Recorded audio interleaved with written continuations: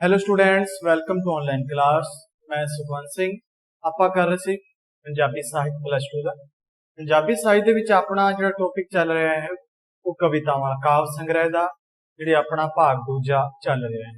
ਇਸ ਵਿੱਚ ਆਪਣੇ ਭਾਈ ਵੀਰ ਸਿੰਘ ਜਿਹੜੇ ਪਹਿਲੇ ਕਵੀ ਹੈ, ਇਸ ਵਿੱਚ ਭਾਈ ਵੀਰ ਸਿੰਘ ਦੀ ਜਿਹੜੀ ਕਵਿਤਾ ਹੈ ਉਹ ਚੱਲ ਰਹੀ ਹੈ। ਭਾਈ ਵੀਰ ਸਿੰਘ ਦੀ 3 ਕਵਿਤਾਵਾਂ ਸਨ, ਜਿਨ੍ਹਾਂ ਵਿੱਚੋਂ ਆਪਾਂ 2 ਪਿਛਲੀ ਵੀਡੀਓ ਦੇ ਵਿੱਚ ਕਰ ਲਈਆਂ। ਅੱਜ ਆਪਾਂ ਕਰਨ ਜਾ ਰਹੇ ਹਾਂ ਭਾਈ ਵੀਰ ਸਿੰਘ ਦੀ ਤੀਜੀ ਕਵਿਤਾ। ਭਾਈ ਵੀਰ ਸਿੰਘ ਜੀ ਦੀ ਤੀਜੀ ਕਵਿਤਾ ਇਲਮ ਤੇ ਅਮਲ। ਇਲਮ ਤੇ ਅਮਲ। ਇਲਮ ਦਾ ਭਾਵ ਹੈ ਜੀ ਗਿਆਨ, ਅਲਮ ਦਾ ਭਾਵ ਹੈ ਕਰਮ।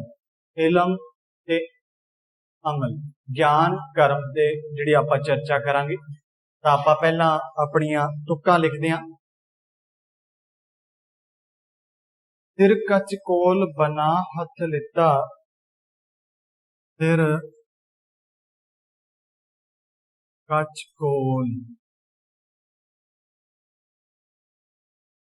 बना हथ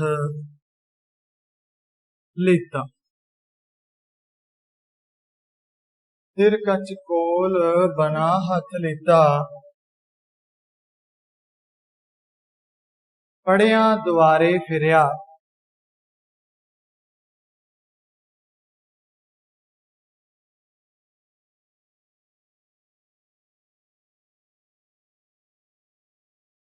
दुआरे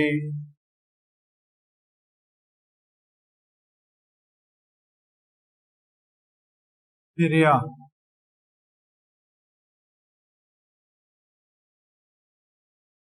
पढ़िया दुआरे फिरिया।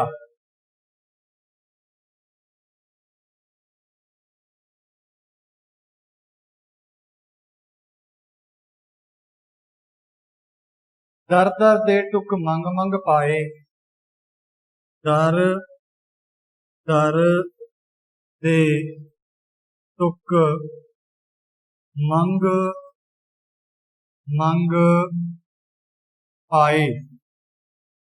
दर दर दे टुक मंग मंग पाए, तुन तुन के ए भरिया। तुन तुन के ए भरिया।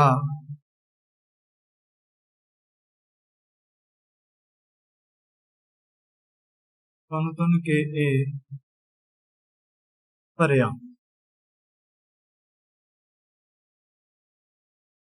तुन तुन के ए भरिया। भरिया देख आफरिया मैं सां, भरिया देख आफरिया आफरिया मैं सां। भरिया देख आफरिया मैं सां, जाना पंडित हुआ।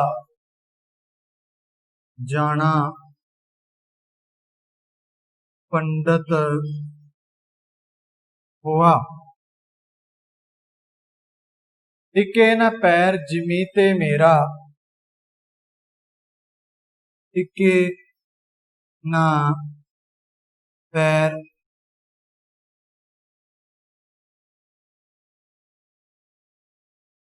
जिमीते मेरा। टिके न पैर जिमीते मेरा, उच्चा हो तुरया। उच्चा हो तुरया।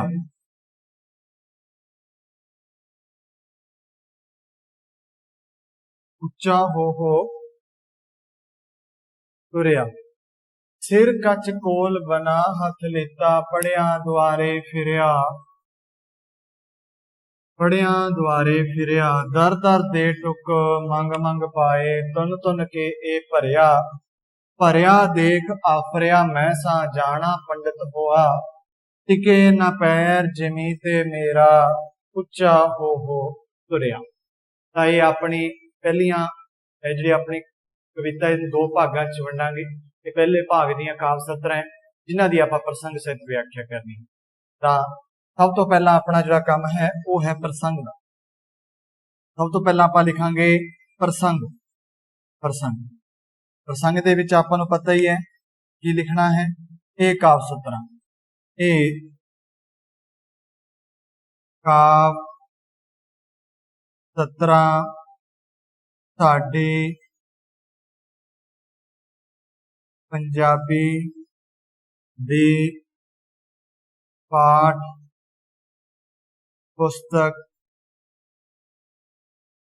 पंजाबी काव्य धारा, पंजाबी काव्य धारा भाग दूजा ते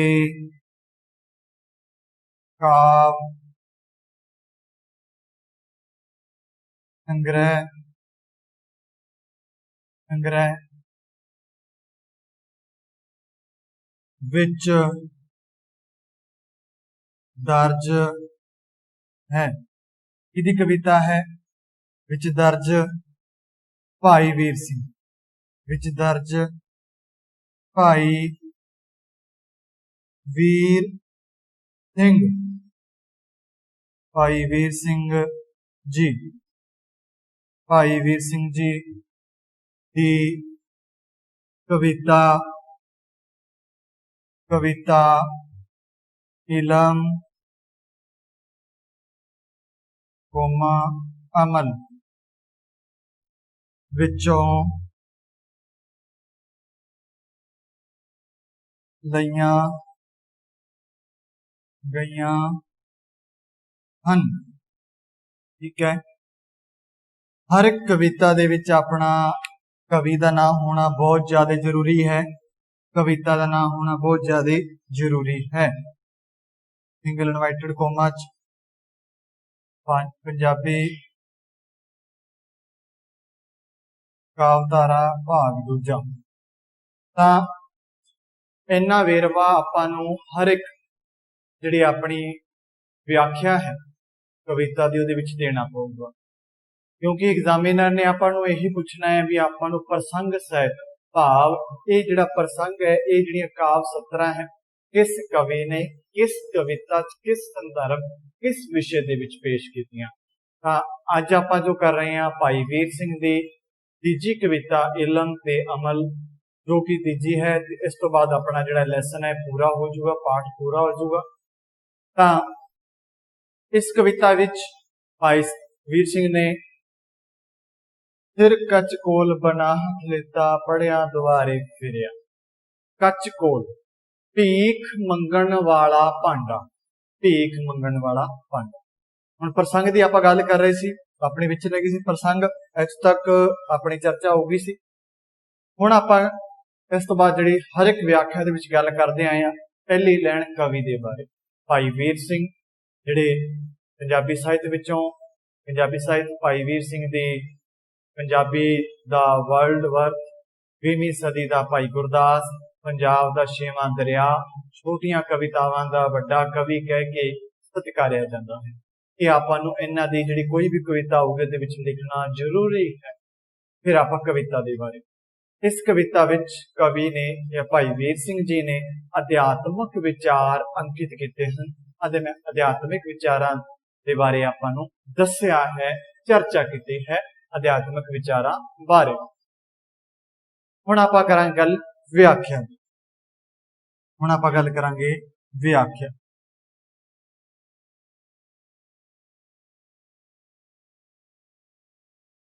व्याख्या इस विच भाई साहब या भाई वीर सिंह जी या कवि कहता है कि उसनू अपने सिर नू कच कोल बना के अपने हत्थां विच फड़ लिया। कच कोल किस नू कहा जी? भीख मंगण वाले भांडे, जिहड़ा भीख मंगण वास्ते भांडा हुंदा है, भी आपां देखदे हां जो भांडा जिहदे विच भीख पाई जांदी है उसनू कहा कच कोल। कवि कहता है कि उसने अपने सिर नू ਕੱਚ ਕੋਲ ਬਣਾ ਲਿਆ। ਭਾਵ ਜਿਹੜਾ ਸਿਰ ਸੀ ਉਹਨੂੰ ਭੀਖ ਮੰਗਣ ਵਾਲਾ ਕੋਲੇ ਵਾਂਗੂ ਹੱਥਾਂ ਵਿੱਚ ਫੜ ਲਿਆ। ਹੁਣ ਕੋਲਾ ਹੈ ਜਿਹੜਾ ਭੀਖ ਮੰਗਣੀ ਹੈ, ਭਾਂਡਾ ਹੈ, ਕਿਹ 'ਚ ਫੜਿਆ ਜਾਊ? ਹੱਥਾਂ 'ਚ ਹੀ ਫੜਿਆ ਜਾਊ। ਜਦੋਂ ਉਹਨਾਂ ਨੇ ਆਪਣੇ ਸਿਰ ਨੂੰ ਭੀਖ ਮੰਗਣ ਵਾਲਾ ਭਾਂਡਾ ਬਣਾ ਲਿਆ, ਉਹਨਾਂ ਨੇ ਆਪਣੇ ਉਸ ਨੂੰ ਹੱਥ ਵਿੱਚ ਫੜ ਲਿਆ। ਹੱਥ ਵਿੱਚ ਫੜ ਕੇ ਉਹਨਾਂ ਨੇ ਲੋਕਾਂ ਤੋਂ ਗਿਆਨ ਸਿੱਖਣ ਲੱਗਿਆ। ਕਿਸ ਦੀ ਭੀਖ ਮੰਗੀ? ਗਿਆਨ ਦੀ। ਕਿਸ ਦੀ ਭੀਖ ਮੰਗੀ? ਗਿਆਨ ਦੀ। ਕਵੀ ਕਹਿੰਦਾ ਹੈ ਕਿ ਉਸਨੇ ਆਪਣੇ ਸਿਰ ਨੂੰ ਕਚਕੋਲ ਬਣਾ ਹੱਥ ਵਿੱਚ ਲਿੱਤਾ। ਸਿਰ ਕਚਕੋਲ ਬਣਾ ਹੱਥ ਲਿੱਤਾ। ਸਿਰ ਨੂੰ ਭੀਖ, ਜਿਹੜਾ ਸਿਰ ਹੈ ਇਸ ਨੂੰ ਹੱਥ ਵਿੱਚ ਫੜ ਲਿਆ। ਕਚਕੋਲ ਭਾਵ ਭੀਖ ਮੰਗਣ ਵਾਲੇ ਕੋਲੇ ਵਾਂਗੂ ਹੱਥ 'ਚ ਫੜ ਕੇ ਸਿੱਖਿਆ ਲੈਣ ਲਈ, ਲੋਕਾਂ ਦੇ ਪੜ੍ਹਨ ਲਈ, ਸਿੱਖਣ ਲਈ, ਲੋਕਾਂ ਦੇ ਤੋਂ ਗਿਆਨ ਸਿੱਖਣ ਲੱਗਿਆ। ਸਿਰ ਨੂੰ ਕੀ ਬਣਾ ਲਿਆ? ਭਾਂਡਾ। ਕਵੀ ਨੇ ਪੜ੍ਹਿਆ, ਦੁਆਰੇ ਫਿਰਿਆ। ਹੁਣ ਜਿਹੜੇ ਪੜ੍ਹੇ ਹੈ ਉਹਨਾਂ ਦੇ ਆਲੇ ਦੁਆਲੇ ਉਹਨਾਂ ਤੋਂ ਪੜ੍ਹਨ ਵਾਸਤੇ ਉਹ ਫਿਰਿਆ। ਦਰ ਦਰ ਦੇ ਟੁਕ ਮੰਗ ਪਾਏ। ਹੁਣ ਕਵੀ ਕਹਿੰਦਾ ਹੈ ਕਿ ਉਹਨਾਂ ਨੇ ਦਰ ਦਰ ਤੋਂ ਭਾਵ ਹਰ ਇੱਕ ਘਰ ਤੋਂ ਵਿਦਿਆ ਰੂਪੀ ਟੁਕ ਕਹਿੰਦੇ ਟੁਕੜਾ, ਅਨਾਜ ਦਾ ਟੁਕੜਾ। ਇੱਥੇ ਕਿਹੜੇ ਅਨਾਜ ਦੀ ਗੱਲ? ਵਿਦਿਆ ਰੂਪੀ, ਗਿਆਨ ਦੀ ਗੱਲ ਹੋ ਰਹੀ ਹੈ। ਜਿਹੜਾ ਗਿਆਨ ਦਾ ਟੁਕੜਾ ਹੈ, ਗਿਆਨ ਦਾ ਜਿਹੜਾ ਟੁਕੜਾ ਲੈਣ ਵਾਸਤੇ ਕਵੀ ਨੇ ਦਰ ਦਰ ਜਾ ਕੇ ਵਿਦਿਆ ਰੂਪੀ ਦੀ ਟੁਕ ਦੀ ਮੰਗ ਕੀਤੀ। ਉਹ ਪੜ੍ਹੇ ਲਿਖੇ ਜਿਹੜੇ ਮੰਗ ਕੀਤੀ ਤੇ ਦਿਮਾਗ ਰੂਪੀ ਭਾਂਡੇ ਵਿੱਚ ਪਾਉਣਾ ਚਾਹਿਆ ਤੇ ਉਹਨੂੰ ਪਾ ਕੇ ਨੱਕੋ ਨੱਕ ਭਰ ਲਿਆ। ਦਰ ਦਰ ਦੇ ਟੁਕ ਮੰਗ ਪਾਏ, ਤੁੰਨ ਕੇ ਇਹ ਭਰਿਆ।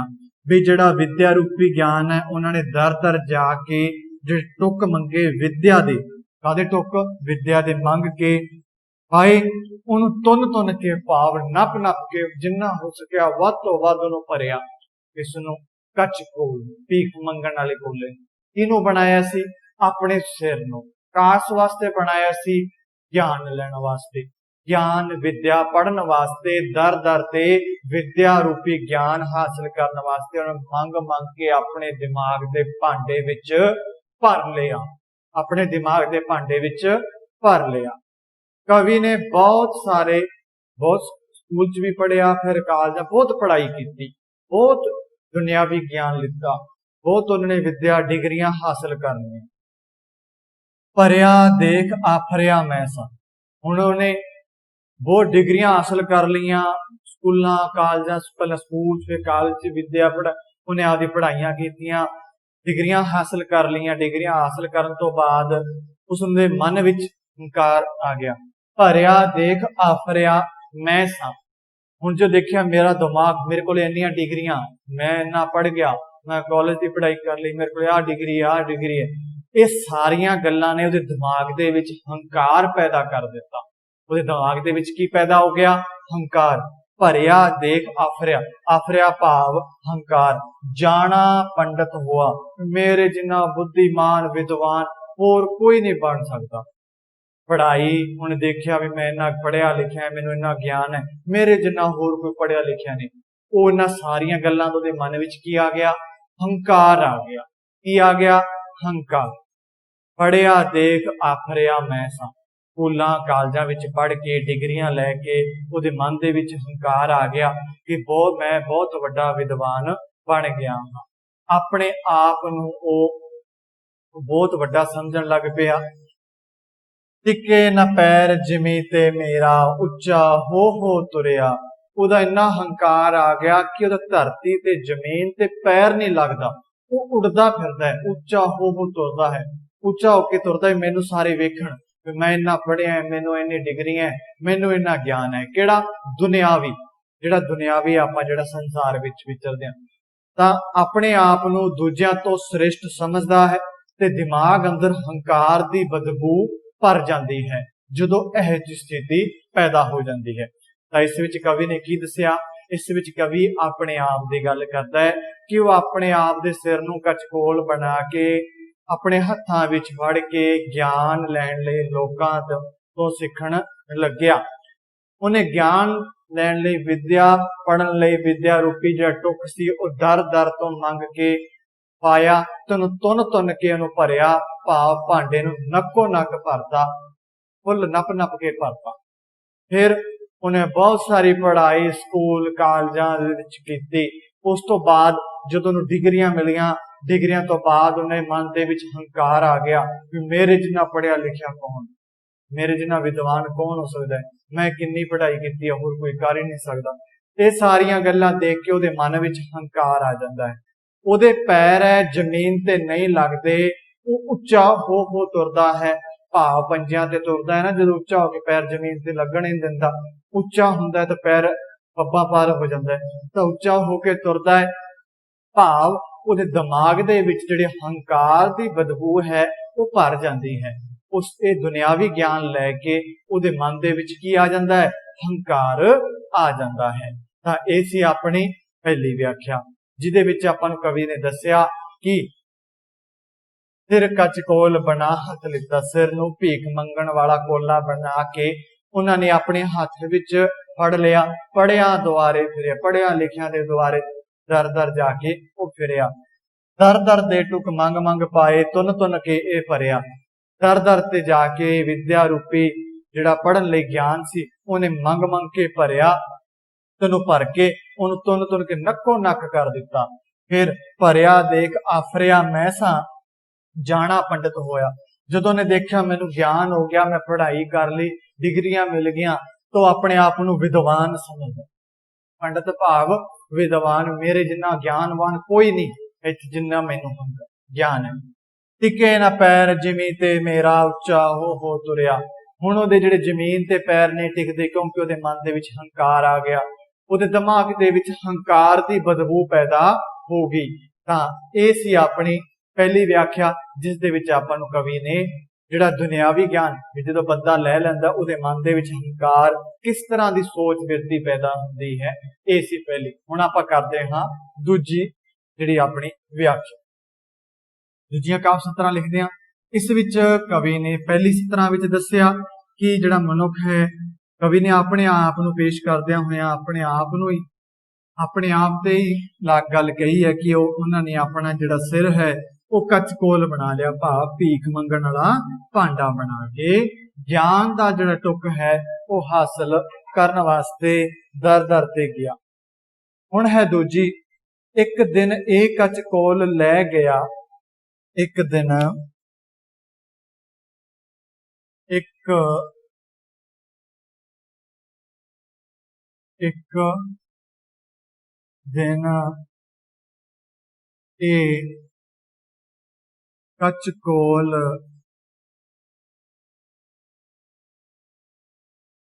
लै गया, एक दिन एक कचकोल लै गया, मुर्शद मूरे धरिया, मुर्शद मूरे धरिया। एक दिन एक कचकोल लै गया, मुर्शद मूरे धरिया, झूठ झूठ कर उस उल्टाया, झूठ झूठ झूठ कर उस उल्टाया, उल्टाया झूठ झूठ कर उस उल्टाया, खाली सारा करया, खाली सारा करया।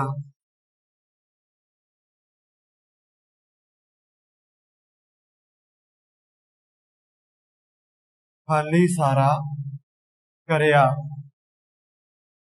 मल मल के फिर ए मल मल के फिर धोता इसनों, मल मल के धोता इसनों, मल मल के धोता इसनों, मैल इलम दी लाही, मैल इलम दी लाही, मैल इलम दी लाही,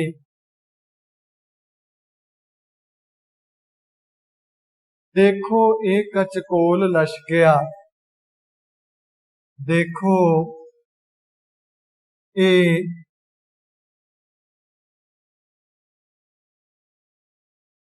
कचकोल लिशकिया, देखो एक कचकोल लिशकिया,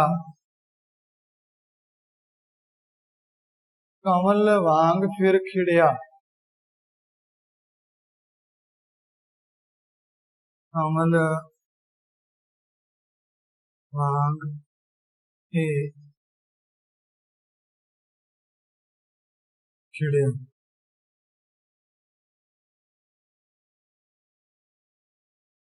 कमल वांग फिर कमल वांग फिर खिड़िया।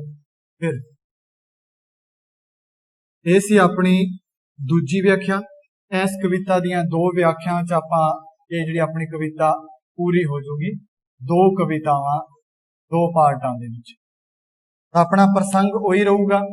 ਹੁਣ ਆਪਾਂ ਇਹਦੇ ਵਿੱਚ ਗੱਲ ਕਰਾਂਗੇ ਵਿਆਖਿਆ ਦੀ। ਹੁਣ ਇਹਦੇ ਵਿੱਚ ਕਵੀ ਕਹਿ ਰਿਹਾ ਹੈ, ਇੱਕ ਦਿਨ ਇਹ ਕਚਕੋਲ ਲੈ ਗਿਆ ਮੁਰਸ਼ਦ ਮੂਹਰੇ ਧਰਿਆ। ਤਾਂ ਕਵੀ ਇੱਕ ਦਿਨ ਆਪਣੇ ਉਸ ਗਿਆਨ ਦੇ कचकोल ਨੂੰ ਭਾਵ ਭੀਖ ਮੰਗਣ ਵਾਲੇ ਕੋਲੇ ਨੂੰ, ਦਿਮਾਗ ਰੂਪੀ ਕਚਕੋਲ ਨੂੰ ਲਿਆ ਕੇ ਆਪਣੇ ਮੁਰਸ਼ਦ ਕਿਹਨੂੰ ਕਹਿੰਦੇ ਆ? ਗੁਰੂ ਨੂੰ। ਮੁਰਸ਼ਦ ਮੂਹਰੇ ਰੱਖ ਦਿੱਤਾ, ਆਪਣੇ ਗੁਰੂ ਦੇ ਮੂਹਰੇ ਰੱਖ ਦਿੱਤਾ। ਭਾਵ ਜਦੋਂ ਉਸ ਨੂੰ ਇਸ ਦੇ ਗ੍ਰਹਿਣ ਕੀਤਾ ਹੋਇਆ ਵਿਦਿਆ ਦਾ ਕਾਰਨ ਦਿਮਾਗ ਅੰਦਰ ਉਪਜੀ ਹੋਈ ਵਿਚਾਰਧਾਰਾ ਨੂੰ ਆਪਣੇ ਮੁਰਸ਼ਦ ਸਾਹਮਣੇ ਧਰਿਆ। ਵੀ ਦੇਖੋ ਜਦੋਂ ਮੁਰਸ਼ਦ ਕੋਲੇ ਗਿਆ ਤੇ ਮੁਰਸ਼ਦ ਨੇ ਉਹਦੇ ਗਿਆਨ ਦੀ ਪਰਖ ਲਿੱਤੀ। ਭਾਵ ਹੁਣ ਉਹਨੇ ਕੋਈ ਸਿਰ ਦਾ ਭਾਂਡਾ ਨਹੀਂ ਬਣ ਸਕਦਾ ਨਾ। ਉਹਦਾ ਭਾਵ, ਗੱਲ ਦਾ ਭਾਵ ਦੱਸਿਆ ਵੀ ਜਿਹੜਾ ਸਿਰ ਕਚਕੋਲ, ਭਾਵ ਉਹਦੀਆਂ ਗੱਲਾਂ ਤੋਂ, ਉਹਦੀਆਂ ਵਿਚਾਰਾਂ ਤੋਂ, ਉਹਦੀ ਬਿਰਤੀ ਤੋਂ, ਉਹਦੀ ਸੋਚ ਤੋਂ ਜਿਹੜਾ ਮੁਰਸ਼ਦ ਨੇ ਅਨੁਭਵ ਕੀਤਾ ਕਿ ਉਹਦੇ ਵਿੱਚ ਕੀ ਭਰਿਆ ਪਿਆ ਹੈ? ਹੰਕਾਰ ਭਰਿਆ ਪਿਆ ਹੈ। ਤਾਂ ਉਸਨੇ ਆਪਣੇ ਜਿਹੜੇ ਮੁਰਸ਼ਦ ਸਾਹਮਣੇ ਧਰਿਆ, ਦੱਸਿਆ। ਮੁਰਸ਼ਦ ਨੇ ਕਵੀ ਦੁਆਰਾ ਇਕੱਤਰ ਕੀਤੇ ਗਏ ਗਿਆਨ ਨੂੰ ਝੂਠ ਕਹਿ ਕੇ ਕਚਕੋਲ ਨੂੰ ਮੁੱਦਾ ਕਰ ਦਿੱਤਾ। ਭਾਵ ਖਾਲੀ ਕਰ ਦਿੱਤਾ। ਝੂਠ ਕਰ ਉਸ ਉਲਟਾਇਆ, ਖਾਲੀ ਸਾਰਾ ਕਰਿਆ। ਜਦੋਂ ਕਵੀ ਆਪਣੇ ਮੁਰਸ਼ਦ ਮੂਹਰੇ ਜਾ ਕੇ ਗਿਆਨ ਦੀ ਗੱਲ ਕਰਦਾ ਹੈ, ਉਹਨੂੰ ਗੱਲਾਂ ਦੱਸਦਾ ਹੈ, ਉਹ ਸਾਰੀਆਂ ਗੱਲਾਂ ਸੁਣ ਕੇ ਉਹਨੂੰ ਇਹ ਸਾਰਾ ਕਹਿੰਦਾ ਸਭ ਝੂਠ ਹੈ। ਝੂਠ ਕਰ ਉਹਨਾਂ ਨੇ ਜਿਹੜਾ ਸਾਰਾ ਉਹ ਭਾਂਡਾ ਸੀ ਉਹ ਖਾਲੀ ਕਰ ਦਿੱਤਾ। ਝੂਠ ਕਰ ਜਿਹੜਾ ਸਾਰਾ ਭਾਂਡਾ ਕਚਕੋਲ ਦਾ ਉਹ ਖਾਲੀ ਕਰ ਦਿੱਤਾ। ਖਾਲੀ ਕਰਕੇ ਫਿਰ ਉਹਨੇ ਮੁਰਸ਼ਦ ਦੁਆਰਾ ਮਹਿਸੂਸ ਕੀਤਾ ਕਿ ਜੋ ਉਸ ਅੰਦਰ ਭਾਵਨਾ ਹੈ, ਜੋ ਗਿਆਨ ਦਾ ਉਪਦੇਸ਼ ਨਾਲ ਕਿ ਉਸ ਦੇ ਅੰਦਰ ਦਿਮਾਗ ਦੇ ਅੰਦਰ ਉਪਜੀਆਂ ਧਾਰਨਾ, ਜੋ ਵੀ ਉਹਦੇ ਦਿਮਾਗ ਦੇ ਵਿੱਚ ਧਾਰਨਾਵਾਂ ਜਾਂ ਵਿਚਾਰਧਾਰਾ ਜੋ ਵੀ ਰਚੀ ਹੈ, ਉਸ ਨੂੰ ਖਤਮ ਕੀਤਾ। ਜੋ ਉਹਦੇ ਮਨ ਦੇ ਵਿੱਚ ਹੰਕਾਰ ਸੀ, ਮੈਂ ਸੀ, ਜਿਸ ਕਰਕੇ ਉਹਦੇ ਪੈਰ ਜ਼ਮੀਨ ਤੇ ਨਹੀਂ ਸੀ ਲੱਗ ਰਹੇ, ਉੱਚਾ ਹੋ ਕੇ ਉਹ ਤੁਰ ਰਿਹਾ ਸੀ। ਇਸ ਕਰਕੇ ਉਸ ਨੂੰ ਮੁਰਸ਼ਦ ਨੇ ਉਹ ਸਾਰੀਆਂ ਗੱਲਾਂ ਦਾ ਗਿਆਨ ਕਰਵਾਇਆ। ਫਿਰ ਉਸ ਨੂੰ ਕਵੀ ਨੇ ਮਲ ਕੇ ਧੋਤਾ। ਮਲ ਕੇ ਇਹ ਧੋਤਾ ਮਹਿਲ ਇਲਮ ਦੀ ਲਾਹੀ। ਜਿਹੜੇ ਉਹਦੇ ਵਿੱਚ ਜਿਹੜਾ ਦੁਨਿਆਵੀ ਗਿਆਨ ਸੀ, ਜਿਹੜਾ ਦੁਨੀਆ ਦੇ ਵਿੱਚ ਦੁਨਿਆਵੀ ਗਿਆਨ ਸੀ, ਲਾਲਚ ਦਾ ਗਿਆਨ ਸੀ, ਉਹਨੂੰ ਮਲ ਕੇ ਲਾਇਆ। ਭਾਵ ਹਲੀਮੀ ਦੀ ਧਾਰਨਾ ਕਰਵਾਈ, ਨਿਮਰਤਾ ਦੀ ਧਾਰਨਾ ਕਰਾਈ, ਮਿਠਾਸ ਦੀ, ਸਬਰ ਸੰਤੋਖ ਦੀ ਧਾਰਨਾ ਕਰਵਾਈ। ਹਲੀਮੀ ਦੇ ਵਿੱਚ ਜੀਵਨ ਗੁਜ਼ਾਰਨ ਦੀ ਜਾਂਚ ਦੱਸੀ ਤੇ ਪਰਮਾਤਮਾ ਦੀ ਪ੍ਰਾਪਤੀ ਕਰਨ, ਪਰਮਾਤਮਾ ਨੂੰ ਪ੍ਰਾਪਤੀ ਕਰਨ ਦਾ ਆਪਣੇ ਜੀਵਨ ਨੂੰ, ਪਰਮਾਤਮਾ ਦੀ ਪ੍ਰਾਪਤੀ ਕਰ ਆਪਣੇ ਜੀਵਨ ਨੂੰ ਸਫਲ ਬਣਾਉਣ ਦੀ ਜਾਂਚ ਦੱਸੀ ਮੁਰਸ਼ਦ ਨੇ, ਭਾਵ ਗੁਰੂ ਨੇ। ਇਸ ਤੋਂ ਫਿਰ ਮੁਰਸ਼ਦ ਨੇ ਜਿਹੜਾ ਸਮਝਾਇਆ ਕਿ ਇਹ ਸਿਰਫ ਦੁਨਿਆਵੀ ਇਕੱਲਾ ਗਿਆਨ, ਦੁਨਿਆਵੀ ਗਿਆਨ ਕਿਸੇ ਇਕੱਤਰ ਕਰਨ ਦਾ ਕੋਈ ਫਾਇਦਾ ਨਹੀਂ ਜੇਕਰ ਆਪਾਂ ਇਸ ਨੂੰ ਕਿਸੇ ਚੰਗੇ ਕੰਮ ਤੇ ਨਹੀਂ ਲਾ ਸਕਦੇ, ਚੰਗਾ ਅਮਲ ਨਹੀਂ ਕਰ ਸਕਦੇ। ਮੁਰਸ਼ਦ ਦੇ ਉਪਦੇਸ਼ ਅਨੁਸਾਰ ਜੀਵਨ ਜਿਉਣ ਨਾਲ ਰੂਹ, ਦਿਲ, ਦਿਮਾਗ ਤਰੋ ਤਾਜ਼ਾ ਰਹਿੰਦਾ ਹੈ ਅਤੇ ਮਨ ਕਮਲ ਦਾ ਫੁੱਲ ਵਾਂਗ ਖਿੜਿਆ ਰਹਿੰਦਾ ਹੈ। ਜਿਵੇਂ ਸੀਗਾ, ਦੇਖੋ ਇਹ ਕਚਕੋਲ ਲਸ਼ਕਿਆ ਕਮਲ ਵਾਂਗ फिर खिड़िया ते जिहड़ा कमल दे जे बूटे वांगू वो खिड़ उड़दा है, कमल दा जिवें फुੱਲ खिड़दा है, मन उस तरह खिड़दा है ਜਦੋਂ ਆਪਾਂ परमात्मा ਦਾ ਗਿਆਨ, ਉਹਦਾ ਸਿਮਰਨ, ਉਹਦੀ ਹਲੀਮੀ ਦੇ ਵਿੱਚ ਆਪਾਂ ਧਾਰਨਾ ਕਰ ਲੈਂਦੇ ਆ। ਇਹਨਾਂ ਸਾਰਿਆਂ ਵਿਚਾਰਾਂ ਦੇ ਨਾਲ ਜਿਹੜੇ ਭਾਵ ਹੈ, ਜਿਹੜਾ ਭਾਵ ਕੀ ਹੈ, परमात्मा ਦੀ ਭਗਤੀ ਬੰਦਗੀ ਕਰਨੀ ਬਹੁਤ ਜ਼ਰੂਰੀ ਹੈ। ਹੋਰ ਸਾਰਾ ਗਿਆਨ ਆਪਾਂ ਨੂੰ ਚਾਹੀਦਾ, ਨਾਲ ਜਿਹੜਾ परमात्मा ਦੀ ਭਗਤੀ ਹੈ, सिमरन है, ਉਹਦੀ ਹਲੀਮੀ है, ਉਹਨੂੰ ਧਾਰਨ करना बहुत जरूरी है। उस तो बिना अपना ज्ञान किसे काम नहीं, जिवें कि कवि ने आपां नूं दस्सिया। तां अपनी इस कविता दे दो पार्टां विच कीता। पहले विच आपां गल कीती सी कि कवि ने अपना सिर कचकोल बना के, जिहड़ा भाव भीख मंगण वाला भांडा बना के, ज्ञान रूपी जिहड़ा भांडा सी, दर दर तो जाके विद्या मंग मंग के नगो नग भरिया। जदों भरिया देख के ਉਹਦੇ मन ਵਿੱਚ हंकार आ गया, भाव ਉਹਦੇ ਕੋਲ डिग्रियां हासिल हो गई, तो ज्ञान हो गया, ਤੇ मन ਦੇ ਵਿੱਚ हंकार ਦਾ भाव पैदा हो गया। हंकार होने तो बाद ਉਹ ਉੱਚਾ ਹੋ ਕੇ ਤੁਰਦਾ ਹੈ, ਉਹਦੇ पैर ਜ਼ਮੀਨ ਤੇ नहीं लगते, भाव ਉਹਦਾ पूरा पैर ਜ਼ਮੀਨ ਤੇ नहीं डगदा। ਇਹ ਸਾਰੀਆਂ ਗੱਲਾਂ ਨੂੰ ਆਪਾਂ ਪਹਿਲੀ ਸਮਝਾਇਆ व्याख्या। दूजी व्याख्या च किया कि कवि एक दिन अपना दिमाग रूपी कचकोल ले आके मुर्शद मूहरे धर दिंदा है, तां जदों उसका भाव की है कि जो कुछ उन्हें संसार विचों ग्रहण किया वो सारिया गल्लां अपने मुर्शद सामने करता है, तो मुर्शद उन सारे ज्ञान नूं झूठ झूठ कह के कहता है कि सारे जिहड़ा कचकोल दिमाग का जिहड़ा भांडा है, जो हंकार नाल भरिया होया है, उसनूं उल्टा दिंदा है, भाव विहला कर दिंदा है। कवि मुर्शद नूं कवि हमेशा महसूस किया कि जो भावना ज्ञान के उपदेश नाल कवि दे मन नूं धोता, मुर्शद ने कवि का जिहड़ा मन सी वो ज्ञान के उपदेश नाल धोता ते उहदी मैल लाही। मैल ला के फिर उन्होंने मुर्शद ने कवि नूं सदभावना, निमरता, सादगी ते हलीमी दे जिहड़े गुण धारण करन दी सिक्ख्या दित्ती ते अपना जीवन गुजारन दी इन्हां विच जाच दसी। उस तो बाद है जिहड़ा मुर्शद है, मुर्शद ने ਉਹਦਾ ਜਿਹੜੀ मैल सी, इलम की मैल नूं लाया मल मल के ते ज्ञान करवाया, अमल कर्म करन दा उन्होंने अमल करन दा बहुत जरूरी है। ज्ञान दे नाल अमल भी बहुत जरूरी है, इस ते भी उन्होंने जोर पाया। तो उस तो बाद कहते जो अपन ज्ञान दे नाल अपना कर्म हुंदा तां अपना जिहड़ा मन है वो कमल दे फुੱਲ वांग खिड़ उठदा है। तां इह सी अपनी कविता। हुण आपां इहदा करांगे सार। हुण आपां करांगे इहदा सार। इलम, अमल। कविता दा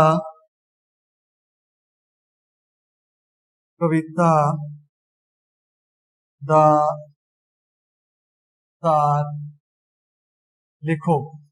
सार लिखो, विषय वस्तु लिखो।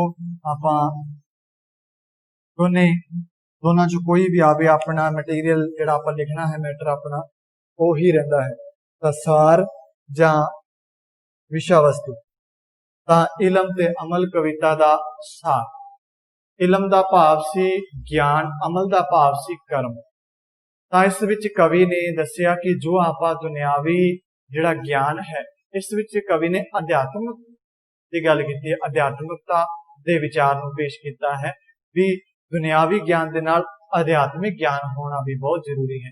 कवि कहता है कि उसने अपने सिर नूं कचकोल बना के, भाव भीख मंगण वाला कोला बना के, दर दर तो जाके ज्ञान की भीख मंगी। उन्हें दर दर ते टुक मंग मंग के, भाव ज्ञान का टुक मंग मंग के उन्होंने नक्को नक नप नप के उन्होंने भरिया। फिर उस स्कूल कॉलेजां च उन्हें डिग्रियां हासिल कीतियां। डिग्रियां हासिल करके उहदे मन दे विच हंकार पैदा हो गया, हंकार दी बू आउण लग पई। फिर उस तो बाद उहदे जिहड़े पैर है वो जमीन ते नहीं टिकदे, वो उच्चा हो के तुरदा है। जदों उच्चा हो के तुरदा है तो उहदे जमीन ते पैर नहीं टिकदे, उहदे दिमाग दे विचों जिहड़ी बदबू आउणी शुरू हो जाती है। फिर उस तो बाद जिहड़ा कवि दसदा है कि जिहड़ा अध्यात्मक भाव है, भाव जदों कवि अपनी ये सारी विचार मुर्शद मूहरे जाके धरदा है तो मुर्शद उन्होंने कहता है कि ये सब गल्लां व्यर्थ है, झूठियां है, कह के पुकारदा है, झूठ कह कह के उन्हें दसदा है, वो सारा उहदा भांडा है जिहड़ा खाली करके उन्हें ज्ञान ते जिहड़ा अमल नाल भरन दा गल करदा है ते परमात्मा दा सिमरन करन दी भगती करन दी जिहड़ी आपां नूं जाच दसदा है। ये सी अपना सार। फिर आपां करदे हां एक छोटा जिहा प्रश्न अपना अमल ते इलम ते अमल दा केंद्री भाव, भी इहदा केंद्री भाव की है। इस कविता विच कवि ने विद्यक मुकाबले दे नाल नाल जिहड़े अध्यात्मिक विद्या दा भी अहमियत दसी है। इसकी अहमियत भी बहुत ज्यादा है। गुरु तो प्राप्त ज्ञान उन्हां दे विचारां तो अमल करन दा बहुत जरूरी तत्त दसिया गया है। तां इह सी अज दा अपना पाठ, जो कि आपां तीन अपनी जो कवितावां सी, तीन कवितावां नूं आपां एक एक पार्ट दी वीडियो बना के इहनूं आपां हल कीता। अपना जिहड़ा कवितावां वाला पार्ट है, इहदे विच अपना जिहड़ा पहला लैसन है भाई वीर सिंह दा, वो पूरा हुंदा है। अगली वीडियो दे विच आपां जिहड़ा दूजे लैसन की गल करांगे।